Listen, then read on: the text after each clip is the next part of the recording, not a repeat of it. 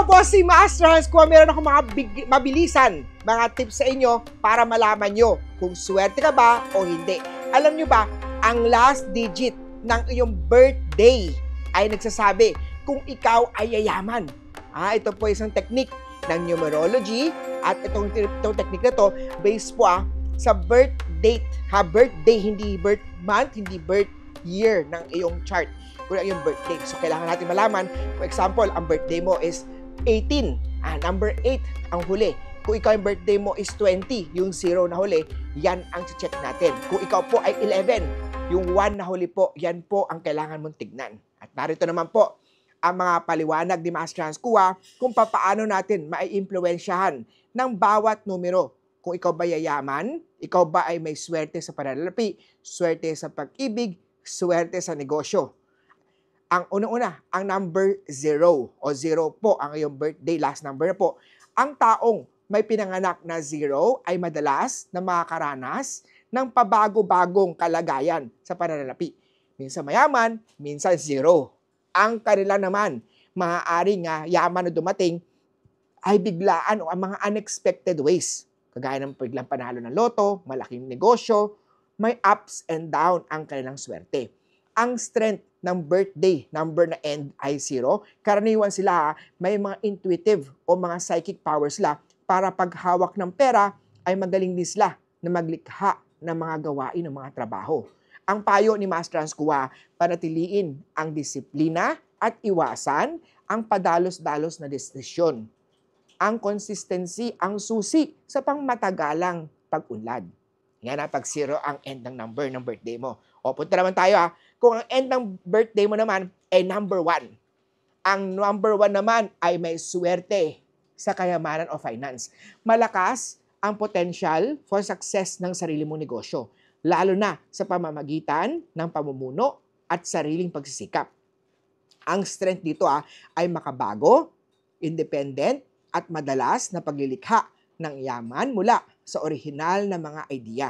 So from my original idea, pwede ka mag-crack o magkaroon ng extra idea dito. Ang payo ni Master Hans Kua ay teamwork. Kailangan makipagtulungan ka upang ibalanse ang pangmatagalan na katatagan o stability.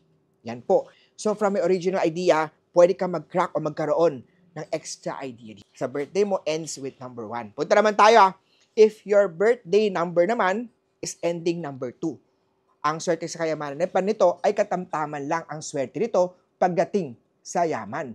Ngunit madalas ito ang pinaka-mahusay sa pamamagitan ng pakikipagtulungan o teamwork. Kailangan may partner ka.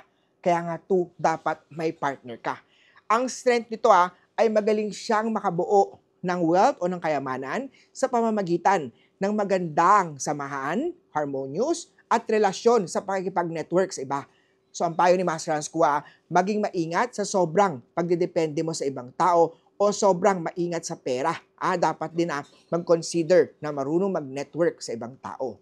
Ito naman if ang birth number mo naman ending number 3.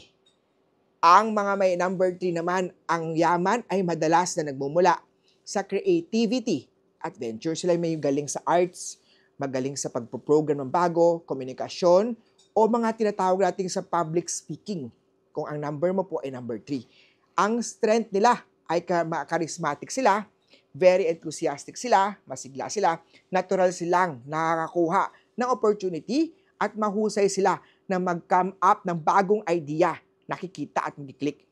Ang payo ni Master Hans Kua, if number 3 ang ending ng birthday niya po, iwasan gumastos ng labis o mag-take on ng sobrang daming proyekto ng sabay-sabay. Kailangan focus, tapusin, output muna tayo. O punta naman tayo if yung birthday mo naman is ending number 4. Mabagal ito pagdating sa pera, pero tuloy-tuloy naman ang pag-accumulate ng yaman if yung end number mo po ay 4. Ang 4 kasi ay konektado sa structure at hard work. Ang strength nito practical at discipline ang kailangan. Sila ay nakakabuo ng money o ng pananalapi upang sa pamamagitan ng consistent na effort. So, kailangan tuloy-tuloy, long-term ang effort pagka ang ending number mo ay number 4. Ang payo ni Master Hans Kua, maging open sa pagkuha ng calculated na risk. Dahil sa sobra ang pagdadalawang isip mo, ay maaaring mag-limit ng potensyal na pagyaman.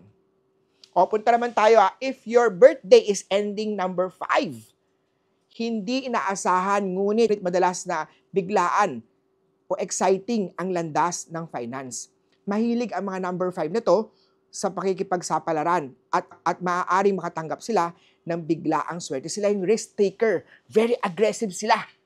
Ang strength nila, mahusay sila sa pag-angkop, sa pabago-bago o paghanap ng opportunity sa mga hindi inaasahang panahon o lugar. Kaya risk taker yan.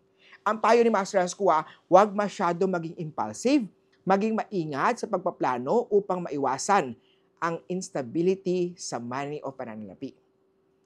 Kung ang birthday mo naman is ending number 6 naman, ang yaman mo ay madalas na nanggagaling sa service o gawain sa community. Service, kagaya ng mga service, ang work mo, kailangan nagbibigay ka ng service sa ibang tao or service sa community. Ang strength mo, very responsible ka, maaasahan ka, at madalas nakakaakit ka ng prosperity sa pamamagitan ng pag-service, pagtulong sa ibang tao. Ang payo ni Master Hans Kua, mag-ingat sa mga mapagsamantala sa iyong sobrang kagandahan loob. Beware sa mga scammer. Kung ang birthday mo naman is ending number 7 naman, ang iyong money-making abilities ay link ka sa spiritual o mga introspective o kaya mga psychic ito. Ang yaman ay maaaring dumating sa pamamagitan ng pagturo, pagtiteach, pag-guide, pagtuturo, yung mga life coach, o kaya naman yung mga ang income nila ay mga kinukuha sa mga occult, mga hindi pangkaraniwang paraan. Ang strength nila ay very analytic sila at very creative sila. Mahusay sila sa larangan ng nangangailangan ng malalim na pag-iisip o mga malalaliman na mga research.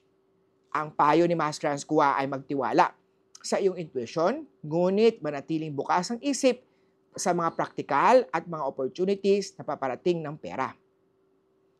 Kung ang ending naman ng birthday mo is number 8, malakas ang connection nitong number 8 birthday na to, ending number nila, malakas ang connection nila sa kapangyarihan na financial at tagumpay.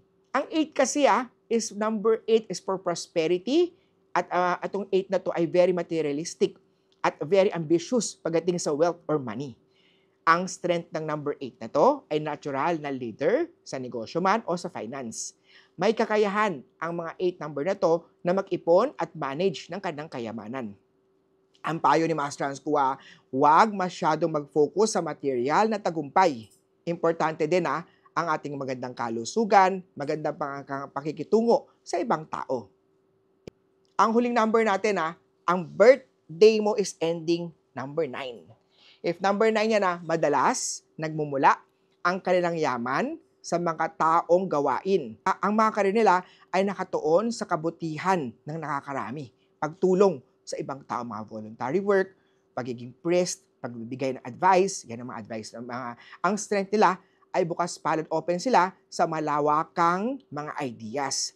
Nakakaakit sila ng kasaganahan, prosperity kapag naaayon sa kanila ang mataas na layunin. Ang payo ni Master Hans Kua, if ang birthday mo is ending 9, mag-ingat na hindi masyadong magbigay ng mga hindi pinapangalagaan ang kanilang security o pananalapi. Ibig sabihin, bantayan din ang sariling pananalapi mo. Huwag mo laging binibigay, sinishare sa ibang tao kasi bandang huli, wala na ibang taong tutulong kundi ikaw din. O paano? Ano ba ang birthday mo? Ang ending number na ng birthday mo? Comment down below at share this video sa mga friends, sa mga families mo para sila din ay magkaroon ng idea sa kanilang personality o sa kanilang karakteristik o sa kanilang swerte sa pera. Paano? Ako po, si Master Hans Kua. Nagustuhan mo ba itong video na to? Like, share, at comment.